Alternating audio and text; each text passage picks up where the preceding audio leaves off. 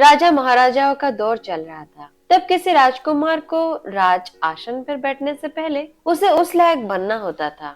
उस दौर में बड़े बड़े मैनेजमेंट स्कूल या कोई डिप्लोमा कॉलेज तो नहीं था जहां जाकर वे ये सब चीजें सीख पाते। उस दौर में अनुभवी गुरुओं द्वारा राजकुमारों को वो शिक्षा दी जाती थी जो उनको अपने भविष्य में काफी जरूरी और महत्वपूर्ण साबित होती थी। चाइना के एक राजा को जब अपने पुत्र को राज सिंहासन पर बिठाने की सूझी, तब उसने राजकुमार को उसके लायक बनने के लिए एक जैन मास्टर के पास भेज दिया। मास्टर ने राजकुमार को कुछ दिनों तक तो अपने पास रखा और बाद में 1 साल के लिए राजकुमार को जंगल में जाकर रहने की आदेश दिया। राजकुमार मास्टर के आदेश अनुसार जंगल में रहने के लिए चला गया। अपने राज्य में ऐशो आराम की जिंदगी जी रहा राजकुमार शुरू के कुछ महीने बाद तकलीफ में जंगल में रहा। बाद में उसे धीरे धीरे जंगल की आदत हो गई। वो सहजता से उस जंगल में रहने लगा और जंगल में होने वाली छोटी मोटी घटनाओं का अवलोकन करने लगा। देखते ही देखते 1 वर्ष बीत गया और राजकुमार वापस अपने मास्टर के पास लौट आया। मास्टर ने राजकुमार के लौटने के बाद उससे सबसे पहले एक सवाल किया, मुझे बताओ तुमने जंगल में क्या सुना? राजकुमार बोला, मैंने वहाँ झरने का कलकल, भंवरे का गुंजन, पत्तों की सरसराहट, बादलों की गड़गड़ाहट, जिगरों का शोर सुना। राजकुमार इतने पर ही नहीं रुका और उसने हर उस आवाज के बारे में जैन मास्टर को बताया जिसे उसने जंगल में सुनी थी। जैन मास्टर ने राजकुमार से पूछा, और क्या क्या सुना तुमने? राजकुमार बोला, मास्टर मैंने आपको सभी आवाजों के बारे में बता दिया जो मैंने सुनी थी। मास्टर ने राजकुमार से कहा, ठीक है, तुम दोबारा उसी जंगल में जाओ और वहाँ से तभी वापस लौट कर आना जब तुम्हें पहले सुनी आवाजों के अलावा और कुछ नई आवाजें सुनाई दे। पूरे 1 साल जंगल में बिताने के बाद राजकुमार को ये सोच रहा था कि अब उसे अपने राज्य में वापस जाने के मिलेगा, लेकिन मास्टर ने उसे फिर से वही जाने के लिए आदेश दिया।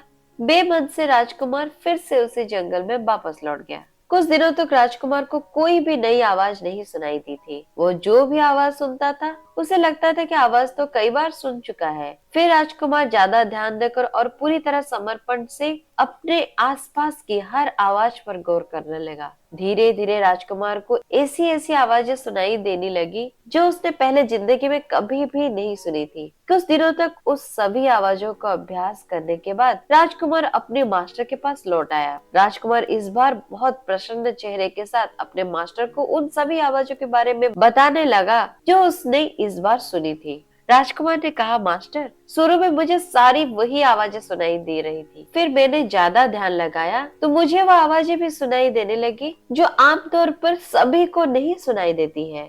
मास्टर ने पूछा, कौन सी आवाजें? मैंने इस बार कलियों को खिलने की आवाज सुनी, बारिश की बूंदों की रमझन सुनी, मैंने किरणों को जमीन पर टकराने के स्वर और बहती हवा की धुन भी सुनी। राजकुमार की बातें सुनकर जैन मास्टर बहुत खुश हो गए। मास्टर ने कहा, अब तुम राजा बनने के लिए बिल्कुल तैयार हो, क्योंकि अब तुम उन आवाजों को भी सुन सकते हो जो अनसुनी है।